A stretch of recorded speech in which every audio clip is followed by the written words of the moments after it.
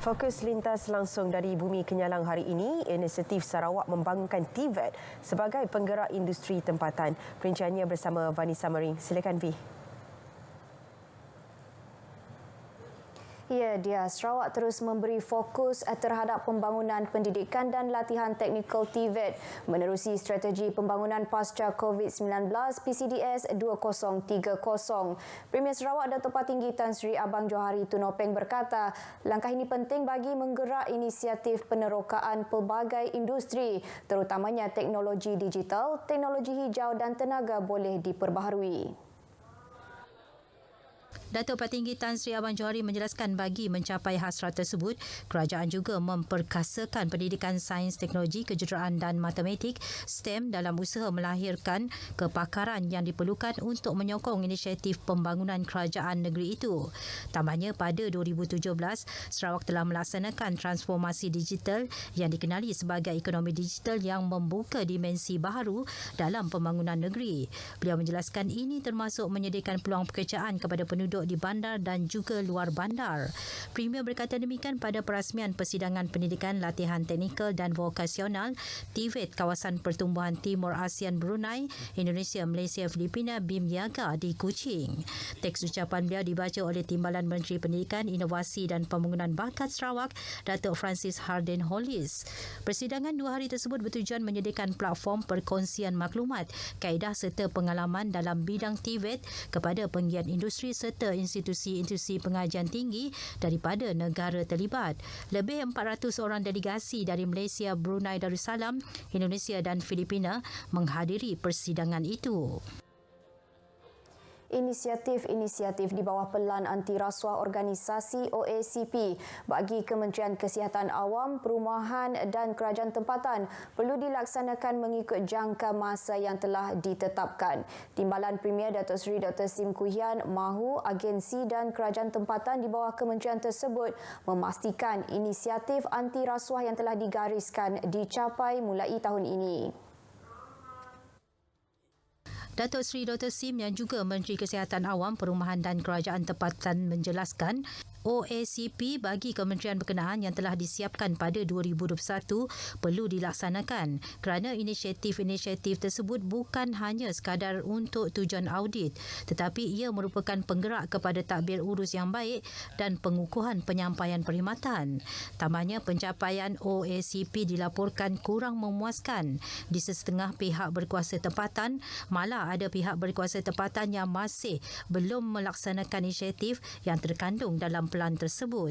Datuk Seri Dr. Sim berucap merasmikan sambutan Hari Integriti Kementerian Kesihatan Awam, Perumahan dan Kerajaan Tempatan di Kuching. Dalam pada itu, beliau juga menegaskan ketua bagi jabatan dan unit memainkan peranan dalam memantau tugasan pegawai di bawah seliaan mereka. Ini katanya bagi memastikan tanggungjawab dilaksanakan dengan penuh amanah, ketelusan dan accountability terutama yang terlibat dalam pengurusan dana dan proses perolehan projek kerajaan. Jawatan Kuasa Penyelarasan Pembangunan Usahawan Sarawak SEDCC bercadang untuk membangunkan pengkalan data untuk usahawan Sarawak serta memudahkan kaedah pendaftaran perniagaan di negeri ini. Timbalan Premier Datuk Amarawan Tengah Ali Hassan berkata kerajaan telah bersetuju secara dasarnya terhadap 2 cadangan tersebut dan akan meneliti secara lebih lanjut. Datuk Amar Awang Tengah menjelaskan pangkalan data tersebut bertujuan untuk mengumpul data usahawan secara komprehensif yang boleh dikongsikan antara agensi untuk perancangan dan pelaksanaan program atau projek bagi membantu kegiatan perniagaan dan keusahawanan dalam kalangan peniaga kecil dan sederhana. Tambahnya, ia juga selari dengan aspirasi kerajaan iaitu ease of doing business termasuk e-dagang. Beliau berkata demikian ketika mempengerusikan mesyuarat induk SEDCC di Pusat Konvensyen Borneo Kuching BCCK di Kuching baru-baru ini. Beliau yang juga Menteri Perdagangan Antarabangsa, Industri dan Pelaburan Sarawak menambah, kerajaan akan memperincikan garis panduan berkaitan jenis perniagaan yang boleh mendaftarkan alamat kediaman sebagai alamat perniagaan terutamanya perniagaan dalam talian. Katanya langkah itu akan menggalakkan usahawan tidak formal menjadi satu golongan yang boleh didaftarkan sekaligus memudahkan proses penerimaan bantuan yang disediakan oleh kerajaan.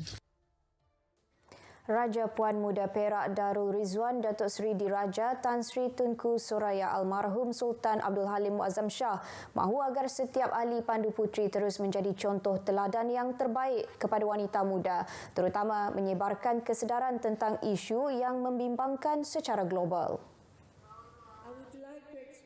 Tambah baginda dengan segala pengetahuan, kemahiran dan pengalaman bertahun-tahun dalam membimbing wanita serta menyumbang dengan bermurah hati kepada masyarakat, maka tidak hairanlah wanita dalam persatuan itu telah menerima anugerah kepimpinan Asia Pasifik untuk perkhidmatan bimbingan puteri atau pengangkap puteri. Beliau bertitah demikian ketika mencemaduli merasmikan The Second National Guide Council Gathering 2023 di Kuching. Tunku Soraya yang juga timbalan yang di-Pertua Persatuan Pandu Puteri Malaysia bertitah agar setiap ahli pandu puteri tetap memberi tumpuan kepada ikrar dan semangat ke arah matlamat bersama, iaitu memperkasakan belia negara. Dalam titahnya lagi, setiap ahli perlu bertanggungjawab untuk memanfaatkan tenaga belia dengan cara yang betul dengan menyediakan platform yang tepat dan memberi peluang yang banyak untuk mereka mencapai pencapaian lebih besar dalam kehidupan kelak.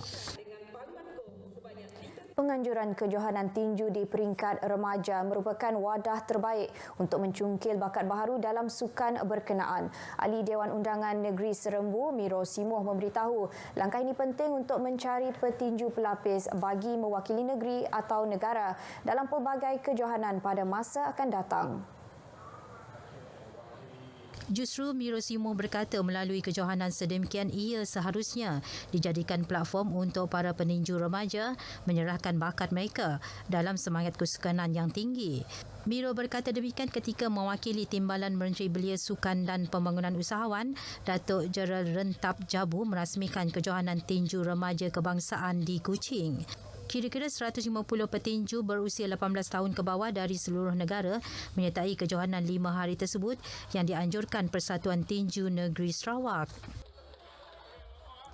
Baik, perkongsian itu tadi mengakhiri berita dari Sarawak. Salam Malaysia Madani dan selamat Hari Wanita. Kita kembali bersama dia di Angkasa Puri. Silakan.